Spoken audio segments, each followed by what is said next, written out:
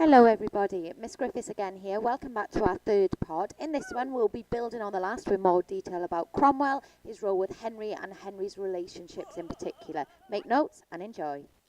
So in 1532 Thomas More resigned his role as Lord Chancellor. A gutsy move, but claiming he was getting too old for the job, Henry accepted it from his old friend. Around the same time Cromwell's promoted to Master of the King's Jewels. Anyway, by 1533, Anne had become pregnant by Henry, and he was desperate that this heir would be legitimate, meaning born to a married couple. On the 25th of January, Thomas Cromwell, the new reformist Archbishop of Canterbury, secretly married them, although it wasn't yet legal, as technically he was still married to Catherine of Aragon. In March, the Act in Restraint of Appeals was passed, stating that England was an empire in charge of its own ruling, and that the monarch, Henry, was the supreme head of the church in England, meaning he didn't have to listen to the Pope.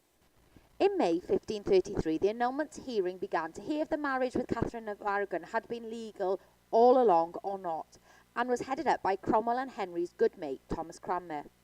Catherine refused to attend. She said it held no power. On the 23rd, the judgment came, and surprise, surprise, it agreed on the annulment, meaning Henry had never been married, his daughter Mary was illegitimate, and that the marriage to Anne was legal, as he'd been single when he married her.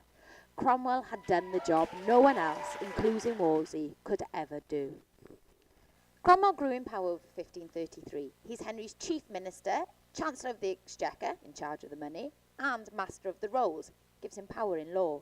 In 1535, an important role in the church was given to him. In 1536, he's made Lord Privy Seal, meaning he approves papers passed by the king, and he's rewarded with the title of Baron. But in 1540, he becomes Lord Great Chamberlain and Earl of Essex. The only way is up, eh?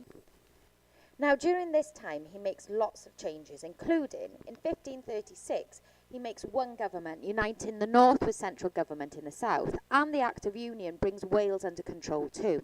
Dividing the country into easy-to-manage counties helps run the country. He formed the Court of Augmentations to deal with properties from the monastery, and the Court of First and Tenths to collect taxes from the church. Departments were well staffed and checked, payments were organised, and it removed boring tasks away from Henry.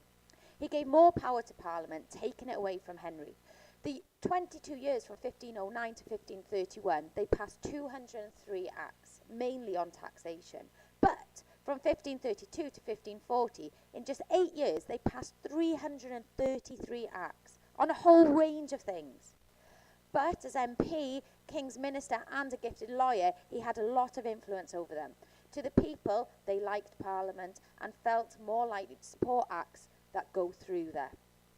It was all going well when Henry got bored of Anne Boleyn. Cromwell was his man to rely on to get rid of her and headed up the investigation, allowing him to marry his new love, Jane Seymour. When she died and Henry is heartbroken, Cromwell sees him through it, even bringing him a new powerful Protestant wife.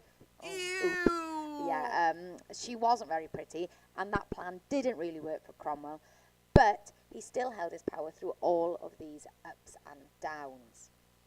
His power remained positive during Jane and the marriage to Cleves, but wasn't so successful. We'll come back to that marriage anyway.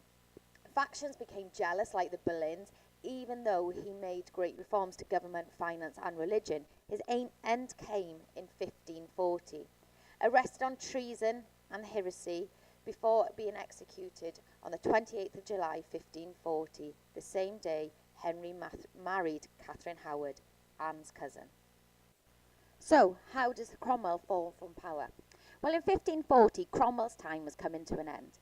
The Boleyns were regaining power, partly because of their young, beautiful niece, Catherine Howard. Cromwell's reformist ideas were going a bit too far, and the Catholic Duke of Norfolk didn't like this.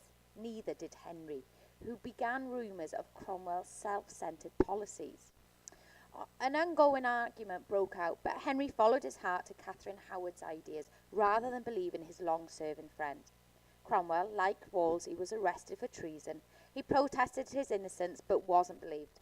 On the 28th of July 1540, he was beheaded on the same day that Henry married the young Boleyn girl, Catherine Howard. So, in summary, Cromwell, like Wolsey, made his way from the bottom to the top. He got Henry his annulment. He brought in the Protestant Church of England, removing the power from the Pope. He saw the downfall of Anne Boleyn. He reformed government to be more efficient and increased the power of Parliament. So that's all for me today. I hope it's been useful to you. Keep an eye out for the next edition, and we'll see you soon.